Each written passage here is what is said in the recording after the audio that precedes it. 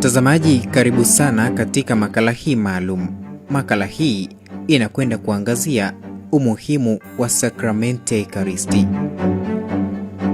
Mtazamaji, katika kulitambua hilo zaidi, leo nataka nikupitishe kufahamu muujiza maarufu, muujiza wa Lanciano.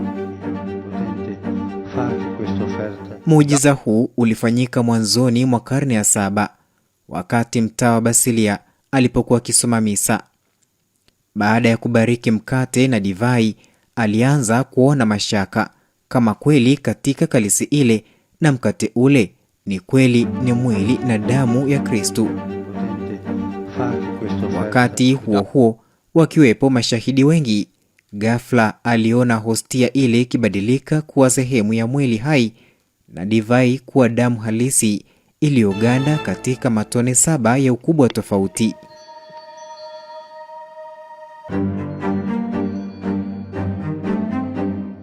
Katika muujiza huu, kitu kingine hakikuelezwa.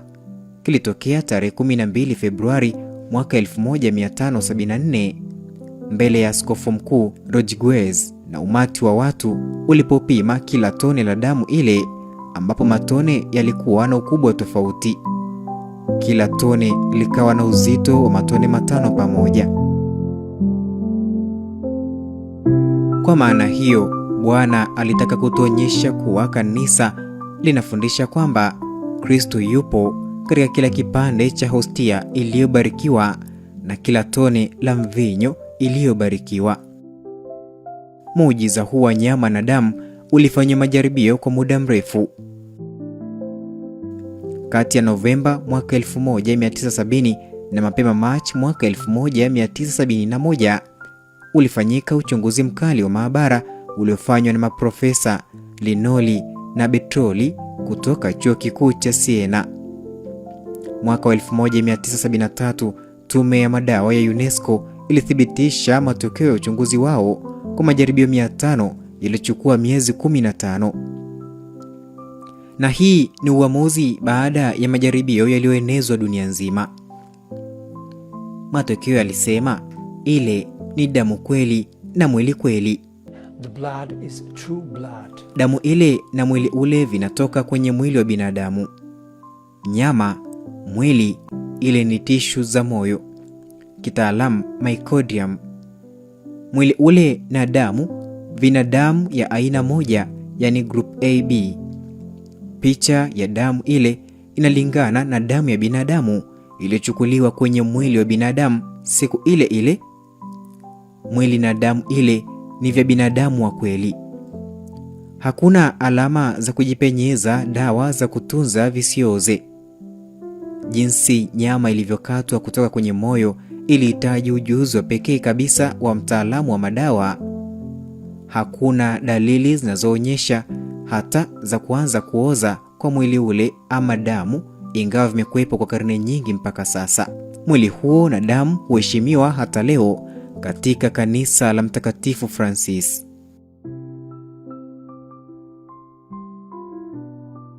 Mtazamaji, sakramenti ya Ekaristi imekuwa ni msaada na mkombozi kwa watu wengi. Hapa ni katika kanisa Katoliki ambalo liliungua moto lililopo Nigeria. Pamoja na kanisa hili kuungua, lakini tabernakulo haikuungua kabisa.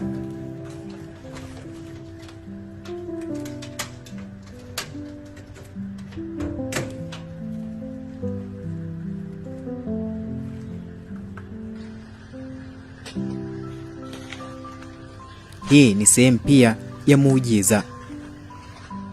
Zipo shuhuda kadhaa za watu tofauti tofauti zikieleza namna ambavyo Yesu wa Ekaristi amekuwa msaada na mkombozi.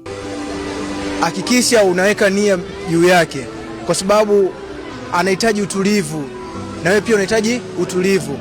Ukimtumia Yesu wa Ekaristi, kiukweli Yesu wa Ekaristi anatusaidia sana, na kwa hasa kwa vijana. Wapo wanaokiri ya kwamba bila Yesu wa Ekaristi hakuna maisha. Mimi nje ya Yesu wa Ekaristi sina maisha. Sina maisha kabisa. Ukiniuliza nini kiko nyuma yangu kilichonileta mpaka leo umbali huu mrefu, ni Yesu wa Ekaristi. Katika parokia yetu ya Mwenye Heri Maria Teresa Lidokoska Jimbo Kuu Katoliki la Dodoma lipo kanisa dogo. Kanisa hili mahususi kabisa kwa ajili ya kuabudu sakramenti ya Ekaristi.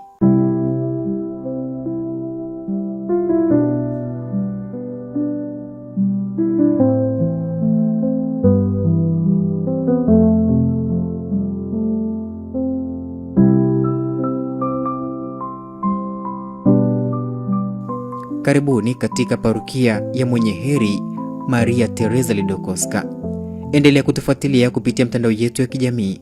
Instagram ni Kaindege Parish, YouTube ni Kaindege Parish, Facebook ni Parokia ya Kaindege. Mimi ni Tadei Tesha.